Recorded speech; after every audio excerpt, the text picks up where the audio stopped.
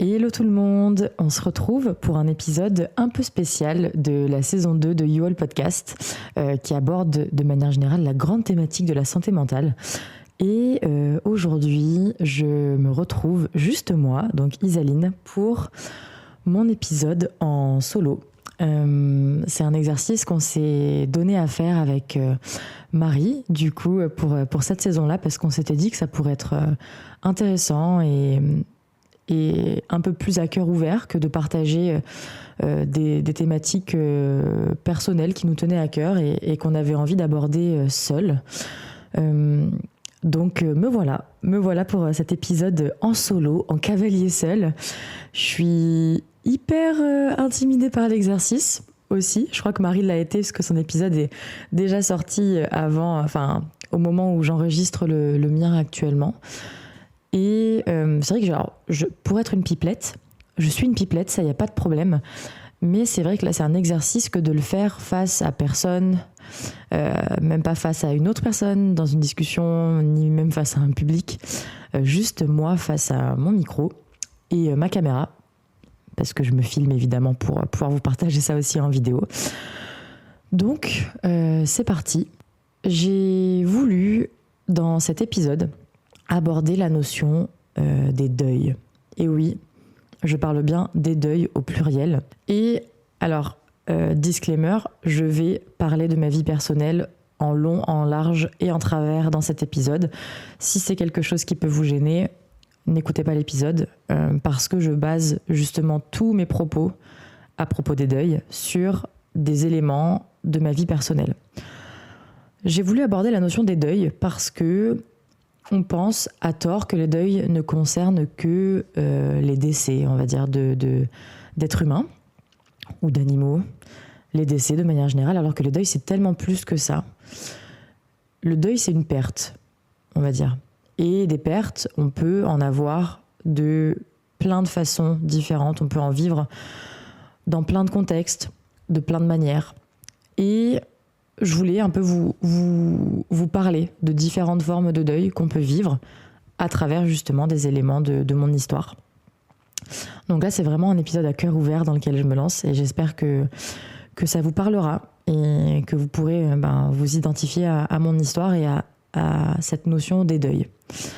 Alors, petite pause café, parce que j'ai mon café avec moi, ça me donne un peu de courage.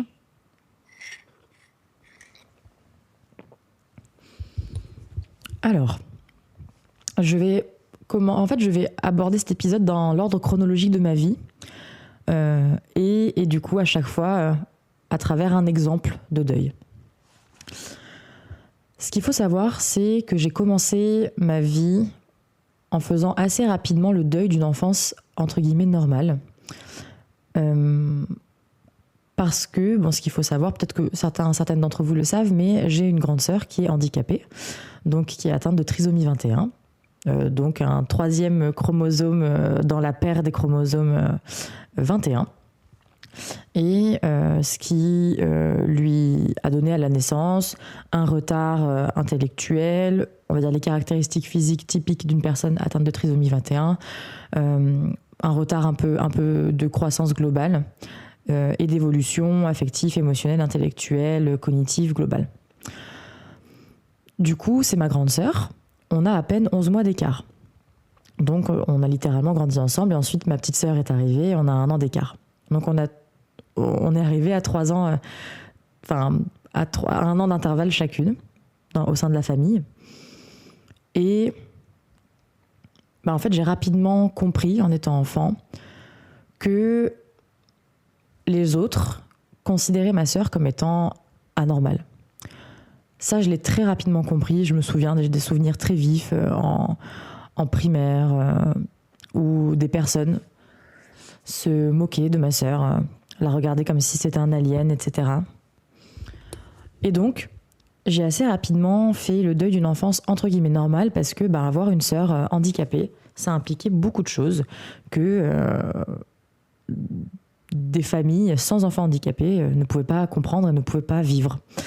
Ça impliquait beaucoup le regard des autres et le rapport au regard des autres regard des autres qui était souvent, du coup, dans une forme de jugement, beaucoup dans une forme de moquerie, parfois un peu dans une forme d'incompréhension. Et ça, je le comprends totalement. Effectivement, quand on est face à quelque chose qu'on ne connaît pas, c'est normal de se poser des questions. Et donc, j'ai rapidement compris que j'allais vivre une enfance que d'autres enfants ne vivaient pas. Alors que moi, je me souviens très bien à l'époque, je ne comprenais absolument pas pourquoi est-ce que on considérait ma famille, on considérait ma sœur comme anormale, comme différente. Vu que j'avais grandi avec elle, à aucun moment je me suis dit qu'elle était différente. Pour moi, c'était ma réalité.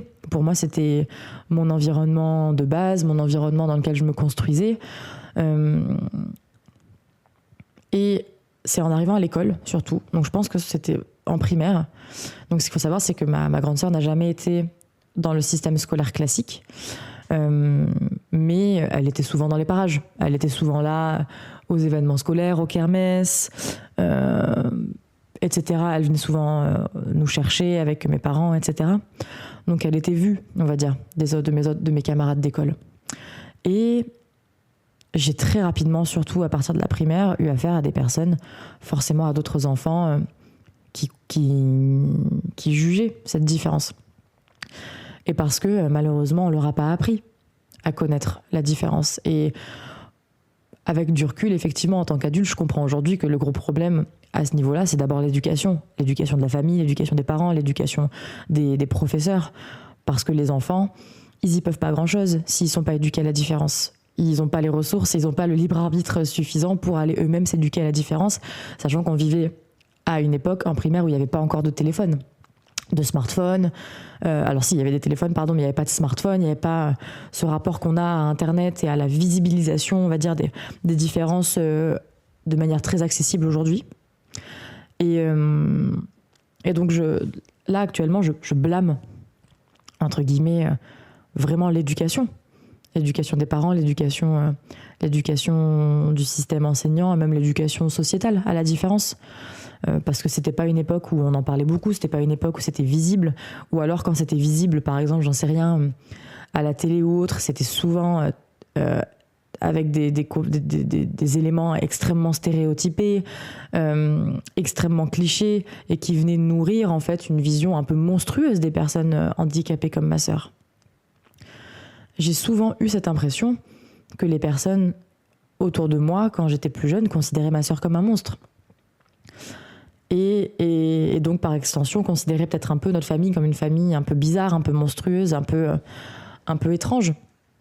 Et je me souviens que ça m'a beaucoup fait souffrir.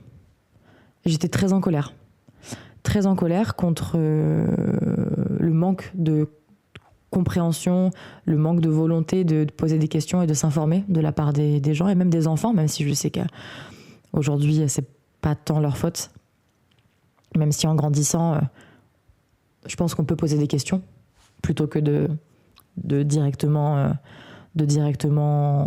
adopter des comportements de rejet, de violence, etc. Je pense qu'en grandissant on peut poser de plus en plus de questions. Le problème, c'est que si on les pose à des parents qui sont eux-mêmes pas ouverts et qui eux-mêmes jugent, ben dans ce cas-là, malheureusement, on construit tout un système de perception biaisé et cloisonné en soi. Et donc, j'ai fait le deuil de cette enfance normale. J'ai aussi fait le deuil de cette enfance normale parce que j'ai longtemps pensé, et je le pense peut-être encore un peu aujourd'hui, j'ai longtemps pensé que j'étais là seulement pour permettre à ma sœur d'aller bien ou de s'ouvrir au monde ou de grandir dans un environnement plus éveillé, etc.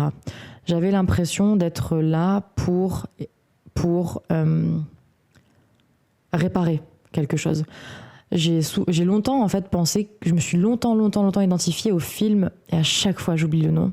C'est un film génial avec Cameron Diaz, Ma vie pour la tienne. Voilà, Ma vie pour la tienne. Je me suis longtemps identifiée à ce film. Dans Ma vie pour la tienne, c'est un film où des parents ont un enfant, une petite fille qui a une maladie, je crois, auto-immune assez grave qui nécessite des dons de moelle osseuse. Les deux n'étant pas compatibles, ils décident de faire un autre enfant, entre guillemets exprès pour donner sa moelle osseuse à leur premier enfant. Donc c'est un enfant objectalisé, en fait, déshumanisé, dont la fonction est de sauver sa petite sœur. Et je me suis longtemps identifiée à ce film. J'ai longtemps eu l'impression que j'étais là pour réparer quelque chose plus que juste pour moi-même. Et ça n'a pas aidé à considérer mon enfance comme normale. Et je dis pas que c'est forcément quelque chose que mes parents laissaient reposer sur moi directement, mais je pense qu'indirectement, ils ont nécessairement eu des comportements qui n'ont pas aidé à ce que je pense le contraire. Même si il n'y avait rien de clairement dit à ce niveau-là. Mais j'avais souvent cette sensation de devoir, moi, entre guillemets, être parfaite, être la meilleure, être toute bien, toute lisse. Et j'ai eu l'impression, du coup, de grandir un peu vite. Trop vite. Et en plus, le reste de ma vie et tous ces rebondissements montreront bien ensuite que je suis pas une personne lisse. Et c'est hyper ok. Ne soyez pas lisse si vous n'avez pas envie d'être lisse. Soyez juste qui vous avez envie d'être. Donc j'ai fait un premier deuil, celui d'une enfance normale. J'ai fait ensuite, assez rapidement dans ma vie, un second deuil, celui de mon innocence. Notamment parce que j'ai vécu du harcèlement au collège, surtout en 6e. Et je pense que c'est à partir de ce moment-là que j'ai vraiment fait le deuil de mon innocence. Presque fait le deuil de moi enfant. Parce que le harcèlement, c'est traumatique, d'accord ? Et en tout cas, moi, je l'ai vécu comme un traumatisme. C'est quelque chose qui m'a énormément affectée, qui m'a pas aidée à me considérer comme une enfant normale, comme une enfant suffisante, comme une enfant... Parce que oui, en 6e, à 12 ans, on est encore une enfant. On est encore des enfants. Et ce qui est difficile avec le harcèlement, c'est que quand on est jeune, on a tellement envie de s'intégrer, on a tellement envie d'appartenir à un groupe, on a tellement envie de se sentir valorisé au sein d'un groupe, au sein d'espace, que bien souvent, on n'ose pas, en fait, en parler. On n'ose pas en parler, en tout cas moi, j'ai pas osé en parler parce que j'avais peur que ça me marginalise encore plus.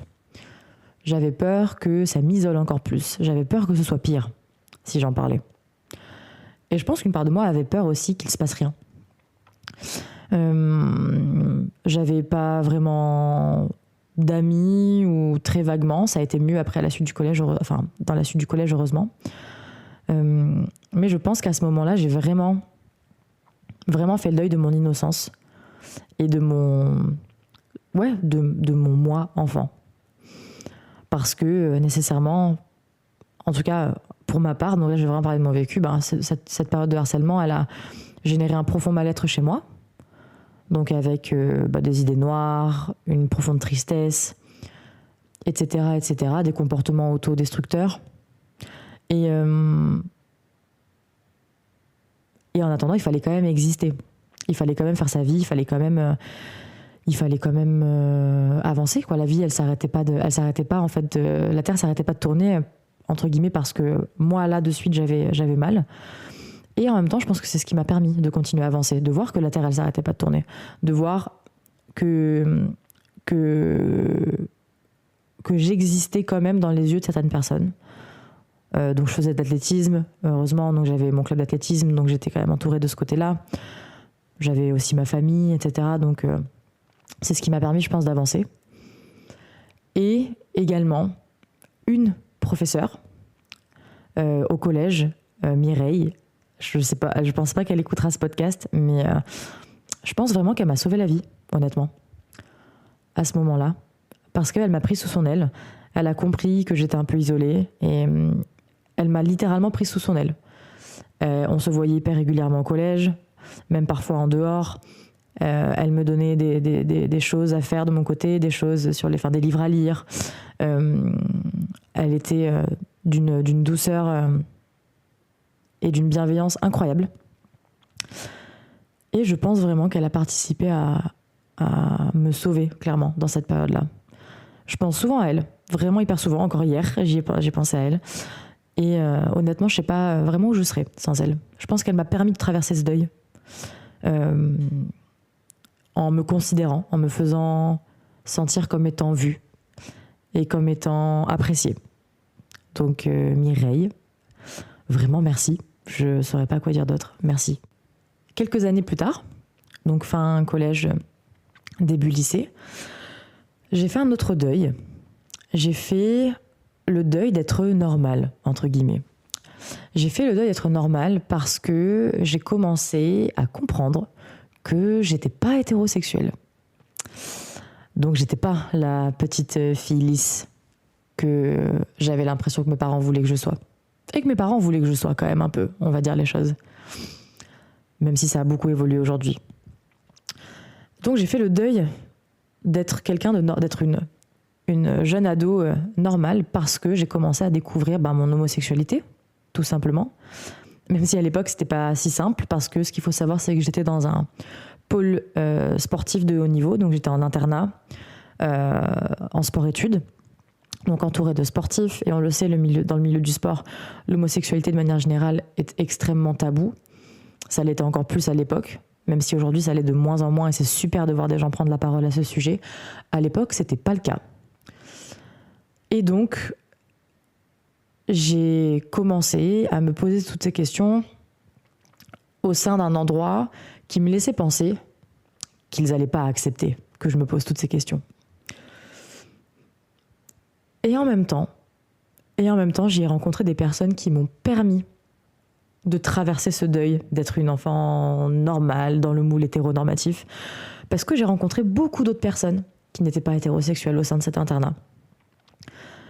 Et des personnes qui notamment des ados lesbiennes, qui m'ont énormément aidée à traverser ces questionnements et à faire ce deuil. Et qui m'ont aidée à comprendre que c'était hyper ok en fait de pas être normale. Et qui m'ont aidée à traverser ce deuil vraiment avec énormément de bienveillance et énormément de joie en fait. De joie dans entre guillemets la normalité, si je peux dire ça comme ça. L'apostrophe anormalité. Et toutes ces personnes, toutes ces jeunes ados avec qui j'étais du coup nécessairement amie, n'est-ce pas? Je pense qu'on a tendance à se rapprocher de personnes qui nous ressemblent, à faire communauté assez rapidement, même très jeunes. Toutes ces personnes, elles m'ont donné un nombre incalculable de représentations en fait, de ce que c'était que de ne pas être hétérosexuel. Et que c'était hyper ok, qu'on pouvait ne pas être hétérosexuel et qu'on pouvait être complètement intégré, être sportif de haut niveau quand même, avoir des bonnes notes, réussir à l'école, être aimé de ses parents, être aimé de ses proches, avoir des amis. Chose qui me paraissait inconcevable, moi, quand je me posais cette question de l'homosexualité, au final. Donc c'était une période hyper ambivalente dans laquelle j'ai à la fois fait le deuil entre guillemets de ma normalité un peu plus, et où à la fois ce deuil a été réparateur au final, parce que j'ai grandi avec des personnes qui ont réparé d'une certaine manière la vision que je commençais à me construire de moi dans cette sphère du sport de haut niveau qui est un peu homophobe sur les bords, on va pas se mentir, qui est transphobe, ça c'est sûr, et qui est quand même homophobe, même si c'est moins pire pour les lesbiennes parce qu'on est sexualisé, yes. Et effectivement, où je trouve que c'est beaucoup plus dur dans l'homosexualité masculine, dans le sport de haut niveau, parce que la masculinité et tous ces biais violents et bref, je vous apprends rien. Donc ça a été un deuil réparateur. Vraiment un deuil réparateur. C'est plus ou moins à partir de cette période également que j'ai rencontré des amis incroyables, que je me suis enfin sentie acceptée, que ça a rompu cette chaîne un peu du harcèlement, parce que j'étais entourée de gens qui partageaient une passion commune, le sport, qui étaient extrêmement bienveillants, qui étaient extrêmement... bref, ça a été quand même, je pense, une des plus belles périodes de ma vie avec le recul. J'ai adoré cette période-là. malgré ces questionnements latents sur ma sexualité et malgré ce deuil que j'ai fait et que j'ai eu quand même du mal à faire au début, où j'ai un peu au début essayé de performer l'hétérosexualité en essayant de sortir avec des garçons, etc. Ce qui n'a, sans grande surprise, pas marché. Mais j'ai essayé parce que je pense que j'avais besoin de performer l'hétérosexualité parce que j'ai jamais vraiment correspondu aux normes de la féminité. J'ai toujours été, entre guillemets, ce qu'on va considérer comme un garçon manqué, entre guillemets, même si je sais aujourd'hui qu'au final, cette expression est transphobe, un peu sur les bords d'ailleurs. Mais en tout cas, c'est comme ça qu'on m'appelait. J'ai jamais été considérée comme une fille pour les filles et comme une fille pour les garçons.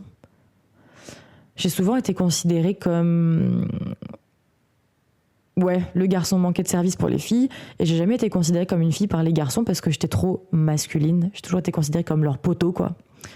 Donc j'étais dans un entre-deux qui était hyper inconfortable pour moi parce que en fait je me sentais pas bien dans mon corps, je me trouvais pas jolie, je me trouvais pas suffisante dans aucun sens au final.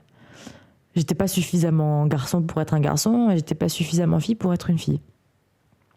Et à l'époque, les questionnements autour du genre n'existaient même pas dans ma sphère, quoi. Mais je pense que, avec le regard que j'ai aujourd'hui, je pense que c'est une période où d'une certaine manière, j'étais dans un flou au niveau du genre, très clairement. C'est simplement que ce questionnement, en fait, n'a même pas existé et n'existait pas, n'était même pas visibilisé, en fait, à cette époque. Et donc j'ai fait ce deuil de mon moi entre guillemets normal. Et c'est un deuil qui a été réparateur, malgré ce rapport difficile au coming out, parce que un coming out jeune, un coming out à 16 ans, 17, 18 ans, c'est dur.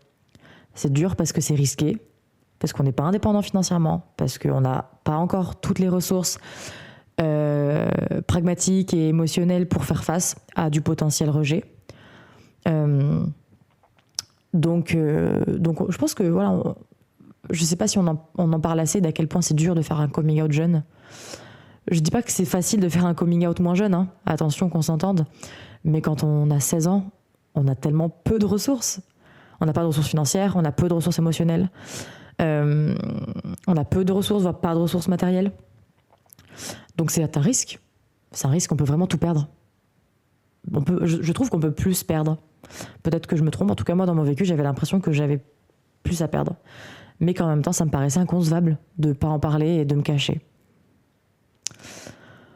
Et donc c'était un nouveau deuil, le deuil cette fois-ci vraiment le deuil définitif d'une version de moi normale, deuil qui avait déjà commencé avec ce rapport au handicap de ma sœur, le harcèlement, etc. Mais là j'ai vraiment eu la sensation que c'était le deuil de fin de ça.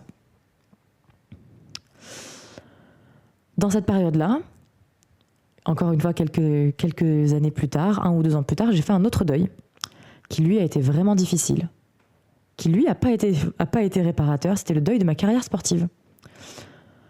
Un deuil dont on parle pas assez, c'est la blessure dans le sport de haut niveau, dans le sport tout court même, mais surtout dans le sport de haut niveau. Parce que le sport de haut niveau, c'est une sphère où l'identité est mise à mal. Parce qu'on s'identifie qu'à travers le sport, qu'à travers la performance. On est, du verbe être, EST, une sportive.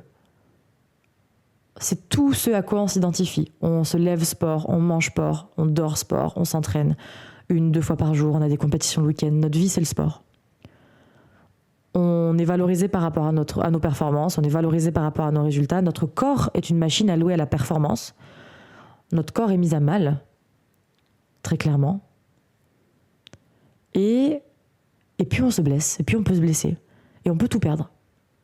Moi, en l'occurrence, ça a été le cas. C'est-à-dire ma blessure, elle a mis fin à ma carrière sportive. Donc, ce qu'il faut savoir, c'est que je faisais de l'athlétisme, du coup, à haut niveau, et je faisais plus particulièrement du lancer de javelot. Ouais, je sais, c'est une discipline assez peu connue, mais qui est assez incroyable, honnêtement, que j'adore. Et j'ai eu une grosse blessure au coude qu'on a essayé de me soigner, et c'est en me soignant qu'on a détruit ma carrière. J'avais une tendinite chronique au coude qu'on a essayé de me soigner en réalisant une infiltration, et j'ai fait une mauvaise réaction à l'infiltration sans être allergique. Je pense que j'ai été mal piquée, parce que c'est avec une piqûre, et ça a nécrosé en fait mes tissus tendineux, et ça a atrophié une partie de mon muscle. J'avais littéralement un creux noir dans le coude, quoi. Et ça a du coup abîmé mon articulation du coude de manière irréparable. Et donc ça a mis fin à ma carrière. Un acte en plus médical qui était censé me soigner a mis fin à ma carrière. Et je trouve que ça, ce truc symbolique là, c'était encore plus terrible. Parce que c'était censé me soigner. Et ça m'a détruit. Et c'était l'année où j'étais dans ma meilleure forme. J'avais été championne de France la saison précédente. Je commençais vraiment à vraiment me régaler, à progresser encore plus, à prendre en force, à atteindre un niveau mondial. L'année où j'ai eu cette blessure, j'étais 12e mondiale de ma discipline à l'époque. Je devais participer d'ailleurs aux qualifications pour les championnats du monde cadet à l'époque, ou junior, je sais plus. Et paf, cette blessure, ça m'a détruite à ce moment-là. Je me suis complètement écroulée. Je pense avec le recul que j'ai fait une dépression, ou du moins un état dépressif assez sévère. D'autant plus que c'est arrivé en milieu d'année, et donc je suis restée à l'internat. Je suis restée avec mes camarades qui continuaient de s'entraîner, qui continuaient d'aller en compétition, qui continuaient de performer, et moi juste j'étais là, blessée, seule, et détruite, parce que qui j'étais sans le sport? Quelle était ma nouvelle identité sans le sport? J'avais tout perdu, j'avais l'impression d'avoir tout perdu, d'avoir perdu mon identité, d'avoir perdu ma valeur, parce que ma valeur résidait dans ma performance. J'avais vraiment l'impression d'avoir tout perdu. Et donc, j'étais seule face au reste du monde qui continuait d'exister et qui continuait de performer et qui continuait de s'exalter dans leur identité de sportif.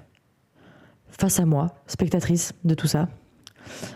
Et j'ai pris l'opportunité de pouvoir consulter une psychologue du sport à l'époque pour accompagner ça. Et pareil, c'est ce qui m'a sauvée. Heureusement que j'ai été accompagnée par cette psychologue à ce moment-là pour accompagner justement ce rapport à ma blessure, cet état, vraiment cet état dépressif dans lequel j'étais, ce rapport à ma reconstruction identitaire. Et je pense que je m'en suis sortie en grande partie grâce à ça, grâce à elle, grâce à son suivi et grâce à l'investissement que j'y avais mis. Et c'est d'ailleurs ça qui m'a donné envie de faire le métier de psychologue, pour tout vous dire.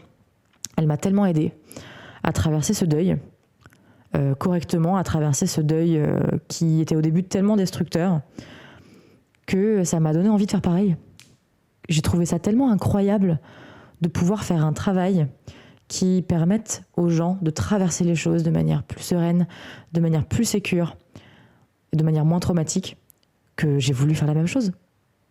Et du coup, me voilà aujourd'hui psychologue. Et c'est absolument incroyable. Et du coup, je me dis que sans cette blessure, j'en serais peut-être pas là. Donc maintenant, je vois ça au final comme presque un cadeau. Parce que il faut pas oublier que le sport de haut niveau, en tant que femme, on n'en vit pas, ou très peu, sauf si on est championne olympique. Donc, j'aurais jamais pu vraiment vivre, je pense, du javelot. Et alors qu'au final, maintenant, j'ai vraiment construit une vie qui me convient énormément et de laquelle je suis extrêmement heureuse. Et je pense que sans cette blessure, j'en serais pas là. Du moins pas de la même façon. Donc au final, les choses n'arrivent pas vraiment par hasard. En tout cas, j'ai l'impression. Et donc, j'ai traversé ce deuil, ce nouveau deuil. Le deuil de ma carrière, et donc les blessures dans le sport peuvent être un deuil immense pour les sportifs. Et ça, si c'est un truc qui vous intéresse, je pourrais en parler des heures. Mais peut-être que ce sera dans un autre contenu, ou pourquoi pas dans un hors-série, parce que il faut bien que je continue ma petite épopée des deuils. Ensuite, encore un peu plus tard dans ma vie, donc après mes 18 ans, au début de mes études supérieures, j'ai fait un autre deuil. J'ai fait le deuil de l'intégrité de mon corps. Et de mon intégrité psychique aussi, un peu d'une certaine manière. Parce que j'ai vécu des violences au sein d'une relation. À la fois des violences psychologiques, mais également des violences physiques. C'était une relation qui, avec le recul, était extrêmement toxique, extrêmement destructrice, et qui m'a contrainte à faire le deuil de mon intégrité physique, et du coup de mon intégrité psychique aussi, d'une certaine manière. Parce que, on avait mis à mal mon corps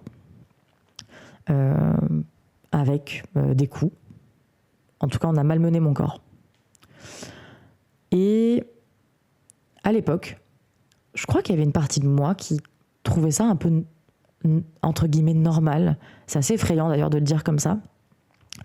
Mais vous savez, quand on est jeune, parce que j'étais très jeune, j'avais 18 ans, quelque chose comme ça. Quand on est très jeune, on a un modèle au niveau des relations qui est extrêmement biaisé par la pop culture. Et je pense notamment au livre de Chloé Thibault, la journaliste, qui aborde très bien ce sujet-là, et qui s'appelle Désirer la violence, et qui parle justement d'à quel point la violence est banalisée dans la pop culture. Et on le voit à quel point on romantise les relations toxiques dans les films, on romantise la violence dans les films, dans les séries, etc. Et dans d'autres sphères. Et donc effectivement, on va romantiser l'intensité toxique relationnelle, quoi. C'est-à-dire, on va romantiser la jalousie, la possessivité, on va romantiser vraiment des comportements archi-toxiques avec le recul. Et je pense que c'est clairement la posture dans laquelle j'étais. Cette relation, elle était extrêmement intense. Et du coup, j'avais l'impression que du coup, la violence faisait partie de l'intensité normale, de l'intensité attendue, en fait, d'une telle relation. Alors que c'était pas le cas, évidemment. Et j'ai fini par m'en rendre compte à un moment donné, et du coup j'ai réussi à mettre fin à cette relation, justement quand j'ai eu ce déclic, quand je me suis dit non, en fait, on peut vivre quelque chose, on peut vivre une relation intense sans violence. Et la violence n'est pas la condition sine qua non à une relation intense, et donc à une relation légitime, valide, et qui vaut le coup d'être vécue. Et donc j'ai fait ce deuil de mon intégrité physique, parce que je faisais partie du fameux pourcentage, on va dire, de personnes ayant vécu ça. Et j'ai mis, je pense, assez longtemps avant de me rendre compte que c'était pas vraiment normal, et avant d'en parler surtout. J'en parle très très peu, quasiment jamais. Je pense d'ailleurs qu'il y a beaucoup de mes amis qui sont pas au courant. Je suis en train de me rendre compte en parlant. Donc, s'il y en a qui écoutent cet épisode, on fera un gros câlin collectif. Et parce qu'en fait, c'est quelque chose que même aujourd'hui, avec du recul, j'ai du mal à considérer comme... j'ai du mal à regarder, au final. J'ai pas la sensation aujourd'hui que ce soit quelque chose qui m'ait laissé des séquelles, on va dire. Et heureusement, je pense que j'ai fait un long travail de thérapie aussi, après ça, pas pour ça, mais après ça pour d'autres raisons, mais qui, je pense, m'a énormément réparé sur plein de choses. Et parce qu'on n'intègre pas tous les traumatismes de la même façon. Et je dois admettre du coup que je m'en suis du coup plutôt bien sortie vis-à-vis de ce vécu-là, mais j'ai quand même eu cette sensation de faire le deuil de mon intégrité physique. D'une intégrité physique, on va dire, inatteinte encore. Elle avait été atteinte, pour le coup. Ce deuil-là, ce deuil de notre intégrité physique, il est tellement pas facile à faire, parce que je pense qu'une part de nous se dit que ça n'arrive qu'aux autres et que ça nous arrivera pas. Et d'ailleurs, ça me fait penser que j'ai fait d'une manière différente un autre deuil de mon intégrité physique en 2016, quand j'ai eu un accident de voiture, un grave accident de voiture qui me laisse toujours aujourd'hui des séquelles physiques. Et les accidents aussi, au final, d'une certaine manière, nous amènent à faire le deuil de notre intégrité physique, parfois, quand ils laissent des traces, des séquelles qu'on peut toujours ressentir dans le présent. Et par exemple, pour cet accident de voiture que j'ai eu en 2016, il laisse clairement encore des traces. Et ça a été, je pense, donc encore après, parce que c'était juste après, un second deuil de mon intégrité physique et d'un corps d'un corps non violenté, d'un corps entre guillemets en bonne santé. Et c'est un deuil d'ailleurs que je continue à faire dans le présent parce que j'ai des problèmes de santé qui n'ont rien à voir avec cet accident de voiture. Mais j'ai d'autres problèmes de santé dans le présent qui continuent, qui m'imposent encore de faire ce deuil de mon corps en bonne santé. Et ça, c'est un deuil, encore aujourd'hui, que j'ai vraiment du mal à faire. Et c'est un deuil dans lequel je suis encore. C'est un processus que je suis loin d'avoir terminé et c'est OK. Je le traverse avec toute la bienveillance du monde possible envers moi-même et avec toute l'indulgence possible envers mon corps, parce que mon corps, il continue de me porter. Mon corps, c'est moi d'ailleurs. On a souvent tendance à croire qu'on a un corps, mais on est un corps. Notre corps, c'est nous. C'est pas un objet, c'est pas une machine, c'est pas une voiture, c'est nous. Et je me porte au quotidien. Vous vous portez au quotidien. Et du coup, en grande partie, grâce à votre corps. Donc, c'est tellement important de retrouver de la bienveillance, de retrouver une indulgence envers notre corps et donc envers nous-mêmes. Mais ça, c'est encore une fois un sujet dont je pourrais parler des heures. Ce ne sera pas aujourd'hui, mais ça me paraissait quand même important de vous le dire. Et donc ce processus de deuil de l'intégrité de mon corps et de mon corps en bonne santé, je le fais surtout grâce à cette bienveillance et cette indulgence que je m'apporte, que j'essaye de m'apporter parce que c'est pas parfait. C'est clairement pas toujours parfait. Mais j'essaye. Chaque jour, j'essaye. Et c'est ce qui me permet, et c'est ce qui me permettra, je pense, de traverser ce processus de deuil du mieux possible et d'en sortir un jour. Donc ça, c'était un autre deuil. Le deuil de mon intégrité corporelle, de mon corps en bonne santé. J'ai fait également, il y a quelques années, il y a 2 ans maintenant, un deuil très dur, qu'il l'est encore. C'est un deuil amical. Un deuil amical, donc attention, c'est pas un ami qui est décédé, c'est la perte d'un ami. J'ai vécu ce qu'on appelle une rupture amicale, assez importante avec une personne qui a partagé, on va dire, ma vie amicale pendant plus de 10 ans. Et ce deuil est encore extrêmement dur aujourd'hui.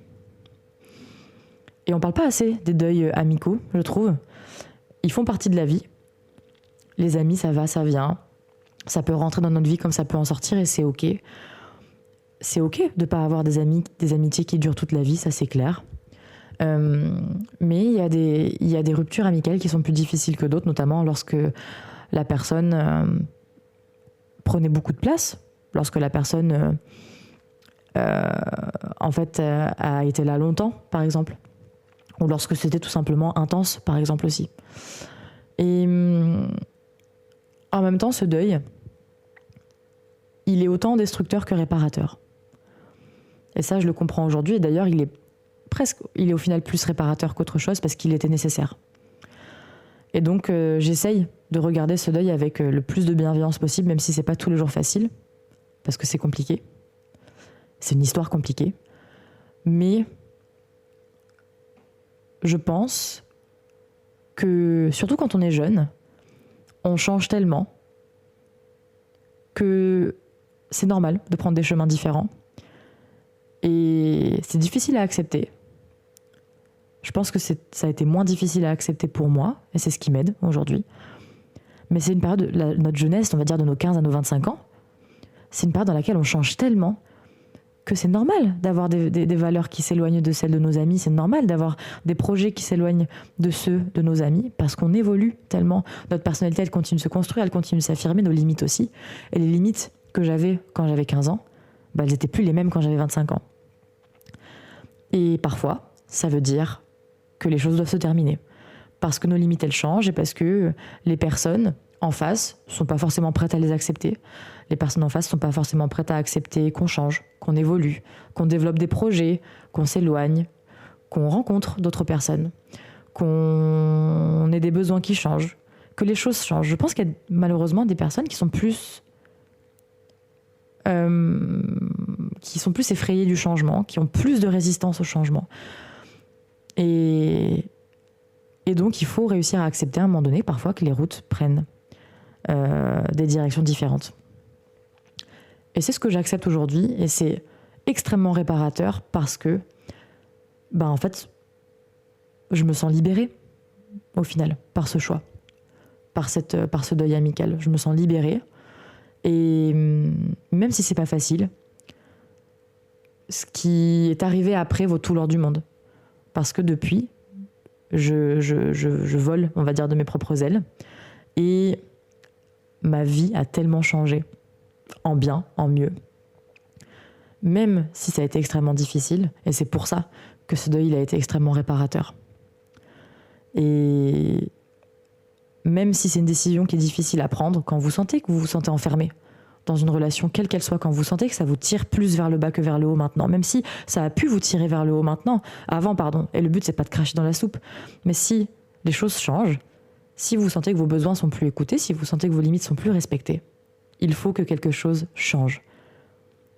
Que ce soit le mode de relation, que ce soit la relation tout court, que ce soit vous, que ce soit l'environnement.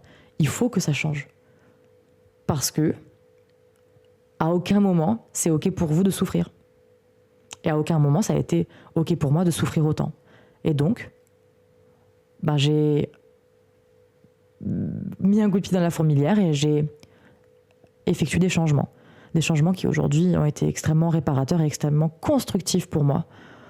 Et du coup, même si je suis toujours dans ce processus de deuil, parce que c'est long un processus de deuil, je sais pourquoi je le fais chaque jour et c'est ce qui m'aide à avancer. Et les deuils amicaux sont des vrais deuils. Prenez le temps de réparer, de vous réparer. Et prenez le temps, surtout, de penser à vous et de faire les choses pour vous. Et enfin, un dernier deuil, une dernière forme de deuil que j'ai vécu du coup cette année, donc en 2024. Et là, pour le coup, c'est des deuils de perte de proches. Cette année, elle a été honnêtement vraiment difficile en termes de deuil pour moi. J'ai perdu 2 membres de ma famille. Donc j'ai perdu ma tante et ma grand-mère à 1 mois d'écart. Et c'est la première fois que je perdais des personnes aussi proches. Et c'était inattendu, c'était pas prévu, entre guillemets. Et pareil, on se dit que ça arrive qu'aux autres, et même si on sait que nos proches, surtout les proches au-dessus, finissent par mourir, c'est le cycle de la vie comme on l'appelle, ça n'empêche pas que c'est dur. Et en même temps, c'est OK de réagir comme on réagit. J'entends souvent des personnes qui disent qu'elles culpabilisent parce qu'elles ne pleurent pas, parce qu'elles n'ont pas l'air assez tristes. Vous vivez les choses comme vous pouvez. Vous faites de votre mieux. Et vos émotions, elles sont ce qu'elles sont. Et on ne contrôle pas la manière dont on va réagir aux choses. Le fait de se sentir parfois vide, parfois très neutre, c'est un mécanisme de protection qu'utilise un peu votre système pour vous protéger du choc, en fait, de la situation. Et c'est OK. C'est OK de vivre son deuil d'une manière différente de celle des autres. C'est OK de pleurer, c'est OK de ne pas pleurer. C'est OK de vouloir être seul, c'est OK de vouloir être entouré. Vous êtes légitime dans votre façon de faire vos deuils. Et ça, c'est important de le souligner. Et donc, j'ai fait ces deuils. Deuils qui ont été difficiles à faire parce qu'ils étaient vraiment... Parce que les décès sont arrivés soudainement et de manière rapprochée. Donc, j'ai ressenti beaucoup cette sensation de choses qui s'accumulent alors que j'étais pas prête du tout et que ça faisait déjà beaucoup. Donc, je me suis beaucoup sentie submergée. Et en même temps, j'étais, et je suis toujours extrêmement bien entourée. Et je suis tellement reconnaissante d'être bien entourée aujourd'hui par mes amis, par ma compagne, par ma famille. Et c'est important de se sentir entourée, c'est important d'avoir des repères et des ressources, que ce soit des amis, que ce soit un ou une thérapeute, que ce soit une activité, des loisirs, des choses auxquelles vous pouvez vous raccrocher, c'est fondamental. Et il ne faut pas hésiter à s'y raccrocher dans ce genre de moment parce qu'on a besoin, en fait, de s'accrocher à des choses parfois. Parce que parfois, on est tellement bousculé, tellement ébranlé que c'est important d'avoir des repères et des piliers à l'extérieur de nous-mêmes. Même si c'est important aussi d'être un propre pilier pour soi, évidemment. Et je pense qu'en plus, aujourd'hui, je suis arrivée à un stade où je suis un pilier pour moi-même. Et ça m'aide aussi beaucoup. Et cette année, elle a été aussi très difficile parce que j'ai vécu 2 autres deuils très récents, dont un que j'ai appris hier, littéralement, au moment où j'enregistre ce podcast. Et j'ai perdu 2 patients. J'ai 2 patients qui sont décédés. Pareil, à un intervalle très proche. Et je pense qu'en tant que psychologue, on espère que ça nous arrive jamais d'avoir des patients qui décèdent. Et moi, ça m'est arrivé 2 fois en 2 mois. 1 mois, 2 mois.